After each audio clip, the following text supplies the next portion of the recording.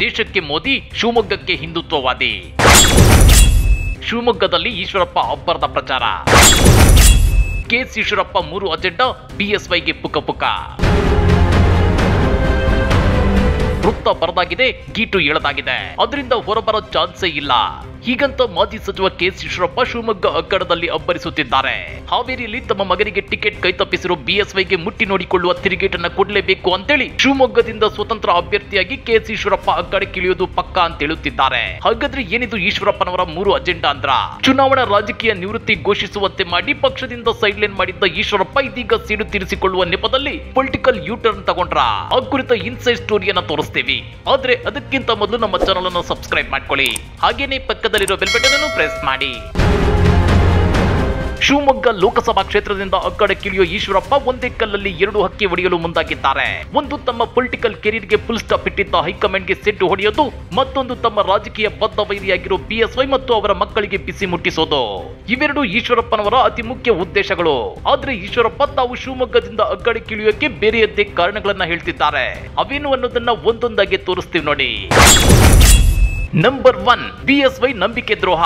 ಹಾವೇರಿ ಲೋಕಸಭಾ ಕ್ಷೇತ್ರದ ಟಿಕೆಟ್ ಅನ್ನ ಈಶ್ವರಪ್ಪನವರ ಪುತ್ರ ಕಾಂತೇಶ್ಗೆ ಕೊಡ್ತೀವಿ ಅಂತ ಹೇಳಿದ್ದ ಬಿಎಸ್ ಯಡಿಯೂರಪ್ಪ ಕೊನೆ ಕ್ಷಣದಲ್ಲಿ ಹಾವೇರಿ ಟಿಕೆಟ್ ಅನ್ನ ಬೊಮ್ಮಾಯಿಗೆ ಕೊಡಿಸಿದ್ದಾರೆ. ಇದು ನನ್ನ ಮತ್ತು ನನ್ನ ಮಗನನ್ನ ರಾಜಕೀಯವಾಗಿ ಒಸಕಿ ಹಾಕೋ ಕೆಲಸ. ಆ ಮೂಲಕ ಬಿಎಸ್ ಯಡಿಯೂರಪ್ಪ ನನಗೆ ನಂಬಿಕೆ ದ್ರೋಹ ಮಾಡಿದ್ದಾರೆ ಅಂತೇಳಿ ಈಶ್ವರಪ್ಪ ಗುಡುಗಿದ್ದಾರೆ. ನಂಬರ್ 2, ಹಿಂದುತ್ವವಾದಿಗಳಿಗೆ ಅನ್ಯಾಯ. ಕರ್ನಾಟಕದಲ್ಲಿ ಬಿಎಸ್ವೈ ಮತ್ತು ಅವರ ಮಗನ ಕೈಗೆ ಪಕ್ಷದ ಹಿಡಿತ ಸಿಕ್ಕಿರೋದ್ರಿಂದ ಪಕ್ಷದಲ್ಲಿ ಲಿಂಗಾಯತ ಜಪ ಹೆಚ್ಚಾಗಿದೆ. ಲಿಂಗಾಯತರನ್ನ ಬಿಟ್ಟು ಉಳಿದ ವರ್ಗಗಳನ್ನ ಬಿಎಸ್ವೈ ಅಂಡ್ ಫ್ಯಾಮಿಲಿ ವ್ಯವಸ್ಥಿತವಾಗಿ ತುಳಿಯುತ್ತಿದೆ. ಅದರಲ್ಲೂ ಕಟ್ಟರ್ ಹಿಂದುತ್ವವಾದಿಗಳಿಗೆ ಟಿಕೆಟ್ ಮಿಸ್ ಮಾಡಿಸಿದ್ದಾರೆ. ಸಿಟಿ ರವಿ, ಪ್ರತಾಪ್ ಸಿಂಹ, ನಳಿನ್ ಕುಮಾರ್ ಕಟೀಲ್ ಮತ್ತು ಸದಾನಂದ ಗೌಡ್ರು ಪಕ್ಕ ಹಿಂದುತ್ವವಾದಿಗಳಾಗಿದ್ರು.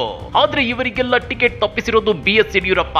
ಪಕ್ಷದ ಮೂಲ ತತ್ವ ಸಿದ್ಧಾಂತಗಳಿಗೆ ಬಿಎಸ್ವೈ ಎಳ್ಳು ನೀರು ಬಿಟ್ಟಿದ್ದಾರೆ. ಹೀಗಾಗಿ ನಾನು ಶಿವಮೊಗ್ಗ ಕ್ಷೇತ್ರದಲ್ಲಿ ಪಕ್ಷೇತರ ಅಭ್ಯರ್ಥಿಯಾಗಿ ಕಣಕ್ಕಿಳಿಯುತ್ತಿದ್ದೇನೆ ಅಂತೇಳಿ ಘೋಷಿಸಿದ್ದಾರೆ. ಜೊತೆಗೆ ದೇಶಕ್ಕೆ ಮೋದಿ, ಶಿವಮೊಗ್ಗಕ್ಕೆ ಹಿಂದುತ್ವವಾದಿ ಅನ್ನೋ ಕ್ಯಾಂಪೇನ್ ಅನ್ನು ಸೋಷಿಯಲ್ ಮೀಡಿಯಾದಲ್ಲಿ ಶುರು ಮಾಡಿದ್ದಾರೆ. ನಂಬರ್ 3, ಕುಟುಂಬ ರಾಜಕಾರಣಕ್ಕೆ ವಿರೋಧ.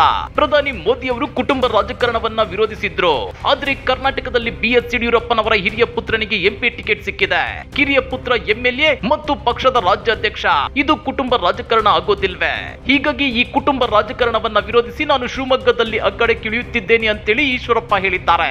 ಆದ್ರೆ ಇಲ್ಲಿ ಗಮನಿಸಬೇಕಾದ ಅಂಶ ಏನಂದ್ರೆ, ಈಶ್ವರಪ್ಪ ಶಿವಮೊಗ್ಗದಲ್ಲಿ ಅಖಾಡಕ್ಕಿಳಿದ್ರೆ ಖಂಡಿತ ಬಿಜೆಪಿ ಬೆನ್ನಿಗಿರೋ ವೋಟ್ಗಳು ಬಿವೈ ರಾಘವೇಂದ್ರ ಮತ್ತು ಈಶ್ವರಪ್ಪ ಇಬ್ಬರ ನಡುವೆ ಹರಿದು ಹಂಚು ಹೋಗಲಿವೆ. ಜೊತೆಗೆ ಬಿಜೆಪಿಯಲ್ಲಿನ ಕಿತ್ತಾಟವನ್ನ ನೋಡಿ ಶಿವಮೊಗ್ಗದ ಜನ ಕಾಂಗ್ರೆಸ್ ಕಡೆ ಮುಖ ಮಾಡಬಹುದು.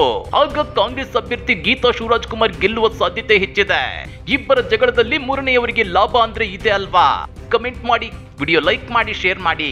ಇಂಥ ಮತ್ತಷ್ಟು ರೋಚಕ ರಾಜಕೀಯ ಸುದ್ದಿಗಳನ್ನ ಮಿಸ್ ಮಾಡದೆ ನೋಡಬೇಕು ಅಂದ್ರೆ ನಮ್ಮ ಯೂಟ್ಯೂಬ್ ಚಾನೆಲ್ ನ ಸಬ್ಸ್ಕ್ರೈಬ್ ಮಾಡ್ಕೊಳ್ಳಿ.